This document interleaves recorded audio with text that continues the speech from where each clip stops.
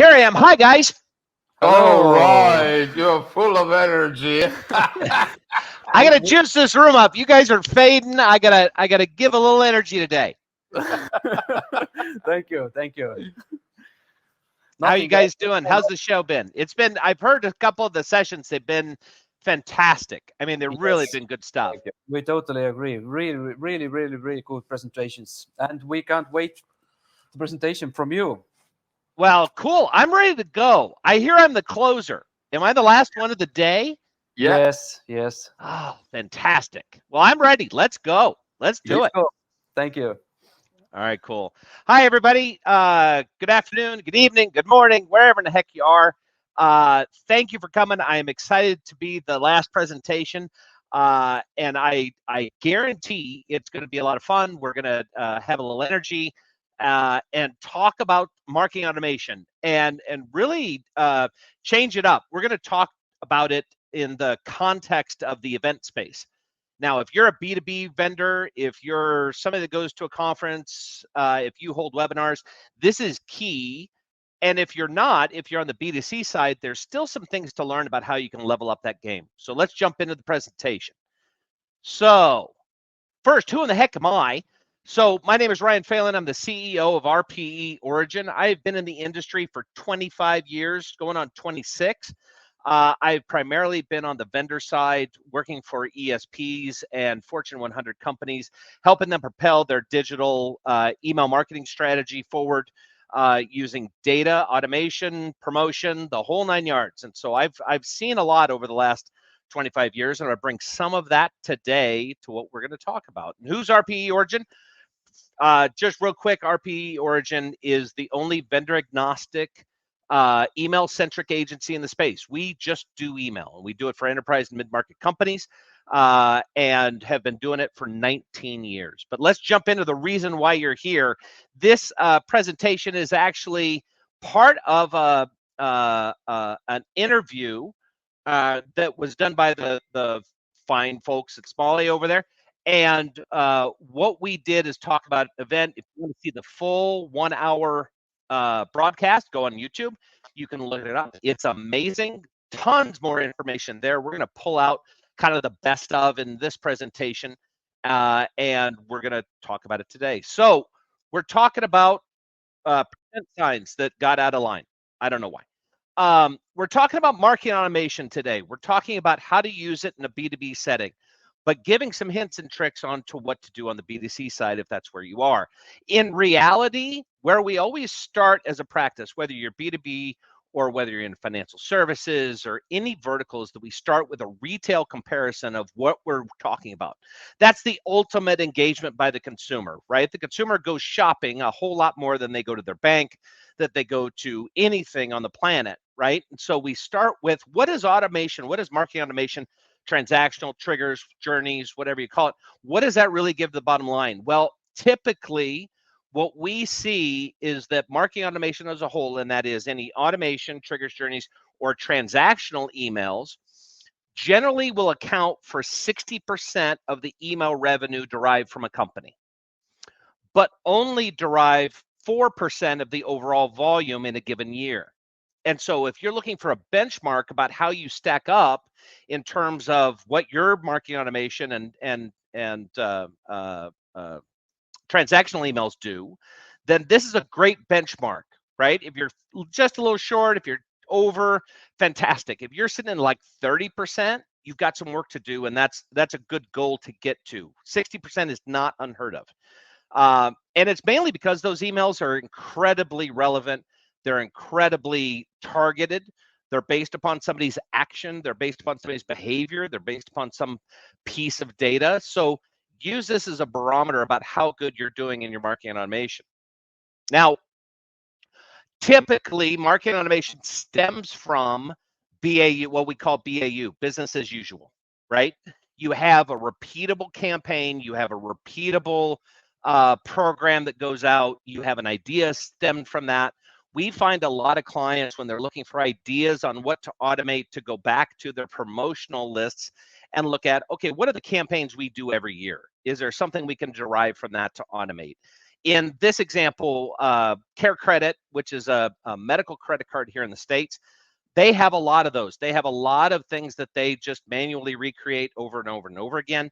And we work with them on a regular basis to take that BAU and to automate it so that it frees them up for other activities, whether it's promotional, whether it's strategic thought, whatever it is. And so commonly you can find ideas for automation in what you're doing every day. So sophistication is generally what we talk about when we talk about marketing automation, right?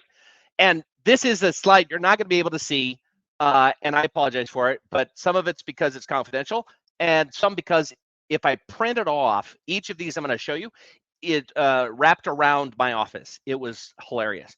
But this is the sophistication that we can get to when we talk about marketing automation. It's not just a linear process, and I think a lot of people think of marketing automation as a straight line from A to B or A to Z, right? That's not what we talk about. When we talk about marketing automation, journeys, triggers, whatever those are, they're supposed to be complex. And we know that they're supposed to be complex because of the fact that inside of ESPs, there's a lot of functionality to have different branches, decisions, clicks, opens, even though opens are totally shot. But you have this sophisticated tool. This linear progression of automation is not really the way it's supposed to be. So I wanted to show some examples of how complex you can get inside of an ESP, right? And this is my jam, right? I may be the CEO of the company, but I love getting into Visio and building this kind of stuff. It absolutely consumes my day, and it's one of those peaceful activities. But for years, I've loved doing innovation. This was a B2B example of an onboarding program, if you can imagine that.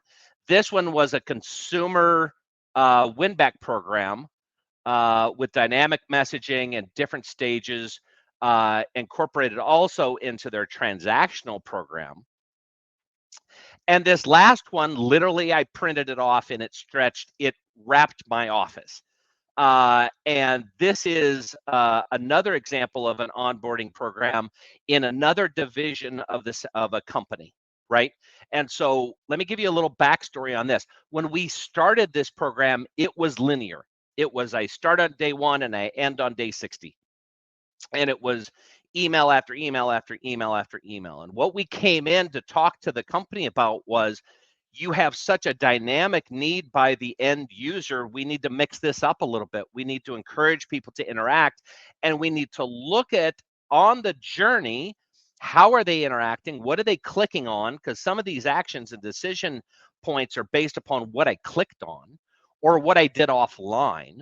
And so we really did get complex to take it from a flat linear A to Z into this incredibly dynamic based upon external action by salespeople, internal action by the consumer's behavior, and also job title, size of business. There was a lot of complexity that started and influenced this along the way. This is all to show how complex you can get and to drive home the point that you have to do the work to get to this point, because this is where the magic pays off, right? Automation is the money tree of email marketing. You set it up over time, and what happens is you just walk in one day and you see that you made money or you achieved your goals or whatever it is, right? And I give a lot of this premise because it's important to have this understanding of marketing automation and the importance of it and the possibilities, right? But if we think about this, is that how do I get from maybe a win-back program that's 3 emails separated by 7 to 15 days or whatever to something like this, right? And I think what's important, what demonstrates that is, I was talking to a company once, long time ago, and this guy had brought a slide that showed his marketing automation. He worked for Sallie Mae, which is a loan processor, student loan processor here in the States. And it was immense. I mean, it made this look like, child's play, right? It went on for branches and upon branches. And my first question to him was, how did you start this? How did you get to this point? Because it was an immense amount of work. And what he said was, I started with one, and then I built off another and another and another. And that's where I came up with this term called incremental innovation. And incremental innovation is the theory and the practice that innovation at scale doesn't just happen by launching one program out to everybody. A lot of people will build a program, build an automation, and wait until it's all done and then launch it. Incremental innovation takes into account that we are constantly challenged by time, resources, and money. And there's just not enough hours in the day sometimes for email marketers to do great and powerful things. Incremental innovation plays to that by saying, what if I launched my new automation with 2 emails? And that was it. And then next week, next month, I put in a third, I put in a fourth. And what we look at is innovation over time, not innovation by program alone. And so if you do that, if you launch 2 emails and then 1 email a month, in the year that you've done that, you've got 12 emails. Whereas if you had to build all the 12 emails at once, it might have taken you a year to do it, and then it would have just drug out longer. So when I talk about sophistication in marketing automation, I want it very clear that I'm talking about an incremental build based on your reality at your company, your position, your team, whatever that is. So don't be afraid to start small and build on it. That's actually how great marketers have been doing things for a long time. So let's give an example. This was one of my clients. We started off mailing.com, direct mail, right? They're a direct mail print shop out of Phoenix, Arizona. Fantastic crew, but they didn't have the people, they didn't have the time, they didn't have the resources, and they needed an onboarding program. So what did we do? We built a very easy program for them that they could write the copy, they could do the photo shoots, they could handle this, right? My vision of their onboarding program was immense, but they couldn't handle it. So I had to be real. And so what we did is we put this into place first. Really easy email, welcome email, and then 3 follow-ons, B2B mentality, lots of text, informative about the business. And then we started working on what's next, right? We got this out. This was in market. And that's the most important thing sometimes, is just to get something out there instead of waiting for something to happen, right? So we went from that to this. Now, this is a little bit more complex. It's looking at clicks on an email. What did they click and where did they go? Maybe some external data that we have. Did they pick up the phone and call a salesperson? Are they a hot prospect? Are they just a prospect? Are they a raw lead? Whatever it is. But this was the next iteration that took it from 3 and expanded it and had some external action. So this incremental innovation works at any company at any level. And this is like 2 years ago. Our program today, it's crazy how good it is. And it has all kinds of external actions by the salespeople within the sales CRM.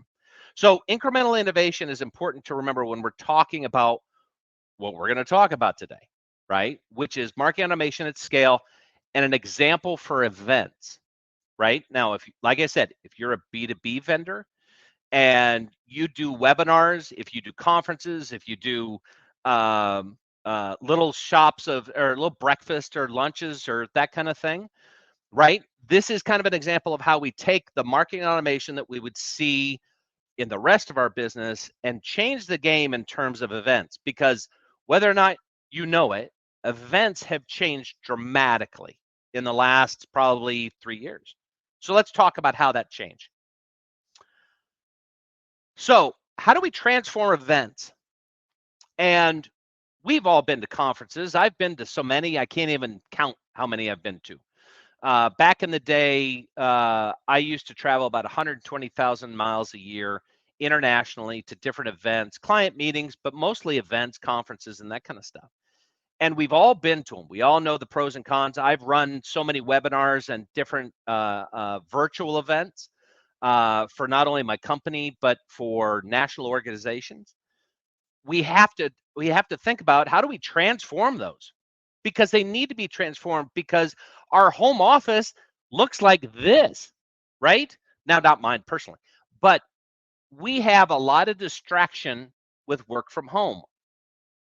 And we have to rise above that distraction. We have to rise above a lot of different things that have changed since COVID. Now, I will tell you, my office looks like this.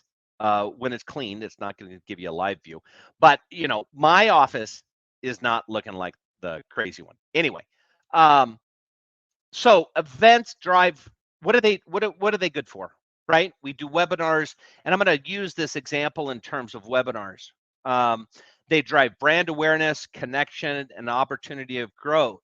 Right? And this is one that the ANA is coming up with here in a couple of weeks, talking about the Gmail and Yahoo changes, as I refer to them as Goohoo, and I think that's a lot funnier than the reality. But that was inspired by Scott Hardigree, and I'm running with it. But how do we elevate these? Because what we have become is very templated in how we do webinars.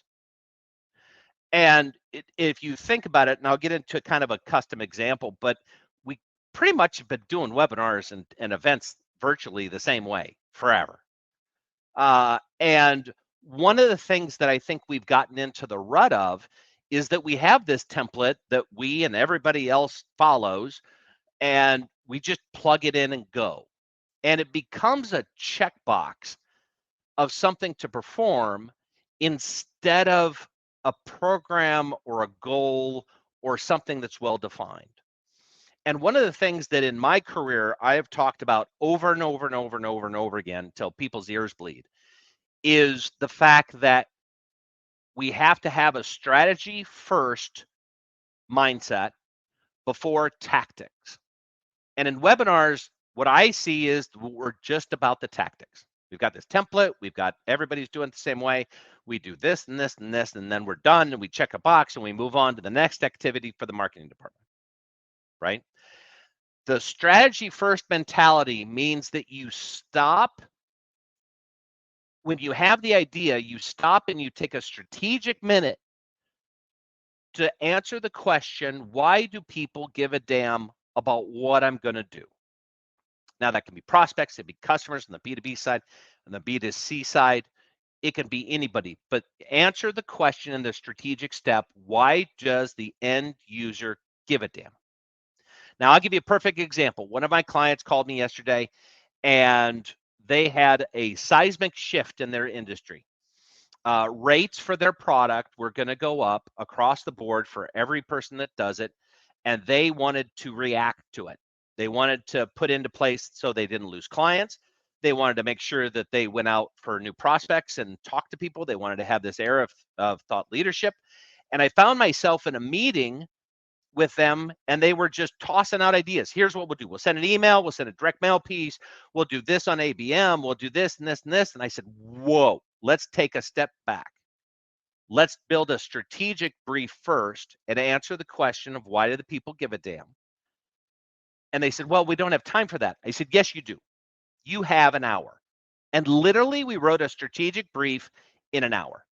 And that was sent to the CEO, it was sent to the executives, it's sent to all the vendors to get everybody unified. So when you come up with a marketing automation, it is critical for you to start at the strategic step. Now, since COVID, events of all types have changed. In-person, virtual, they've all gone crazy and haywire, right? Work from home has become a major factor in physical contact and physical presence. Now you still have virtual events that have shifted from online or from offline to online. And you have this increased amount of activity on online. COVID, everything was a webinar. Couldn't get away from it. It was like every week there was something. And that mentality stretched beyond COVID being over, right?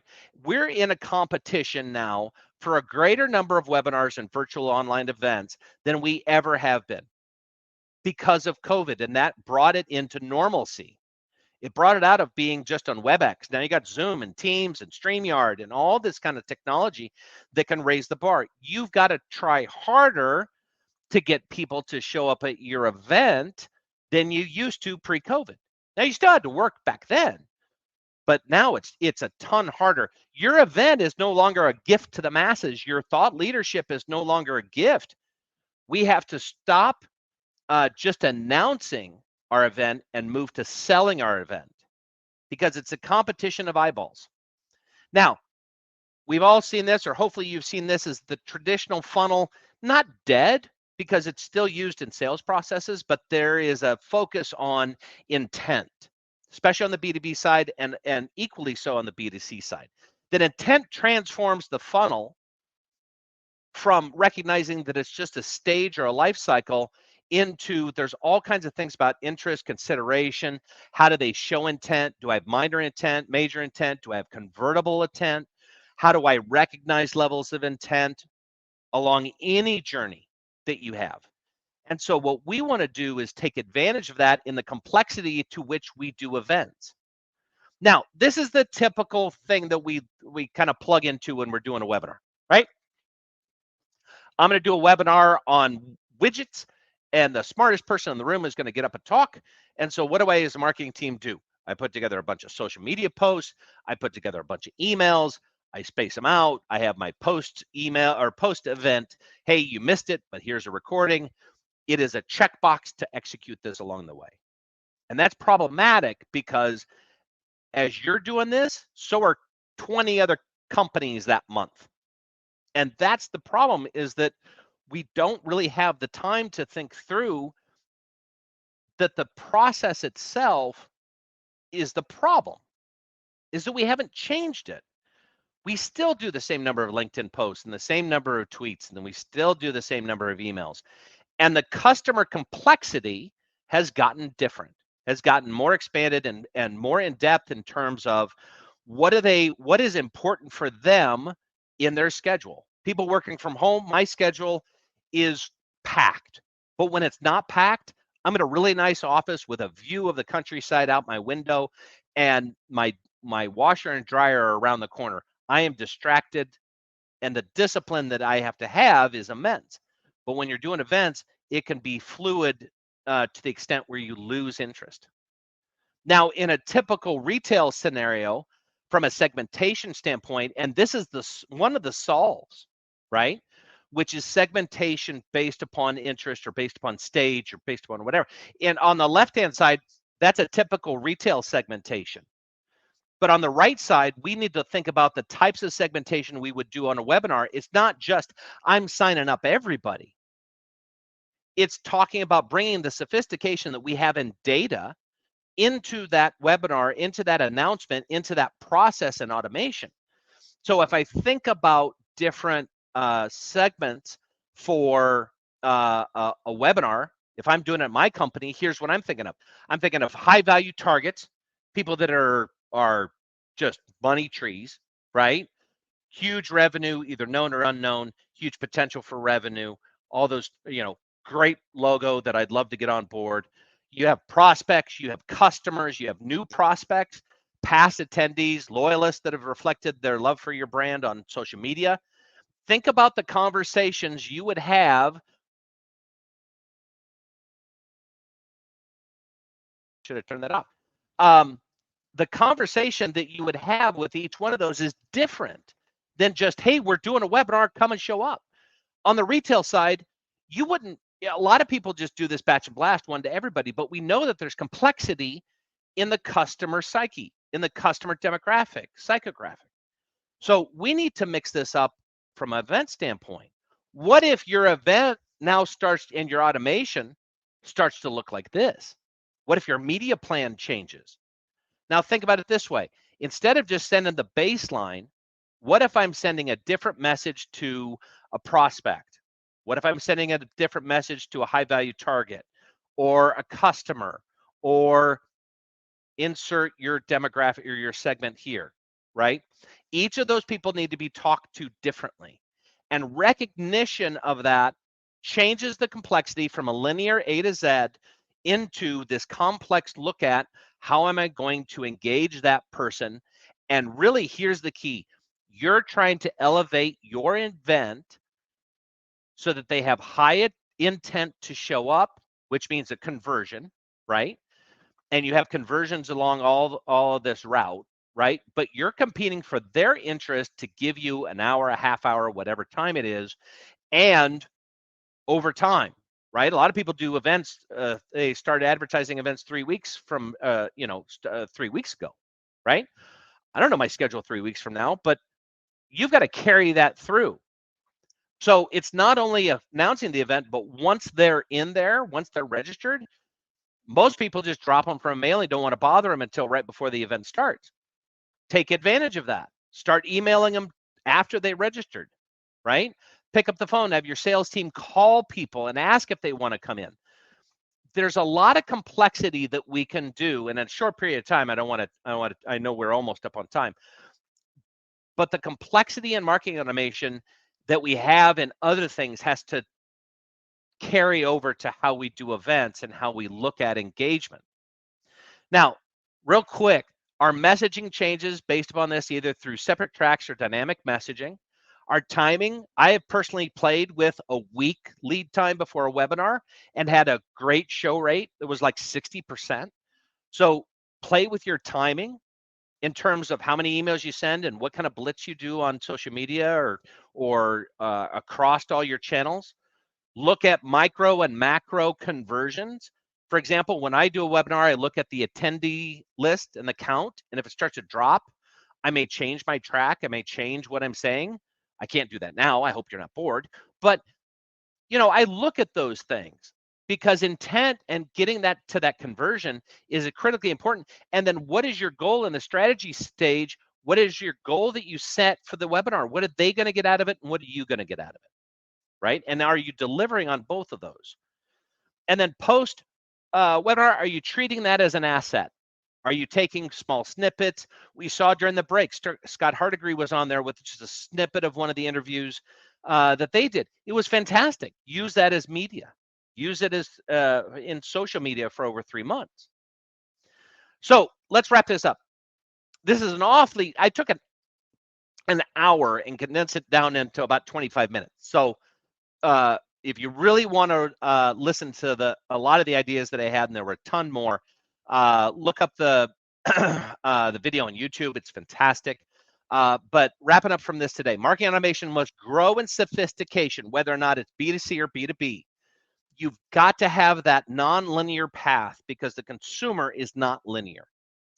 Leverage the strategic step to differentiate between checking a box and accomplishing a goal.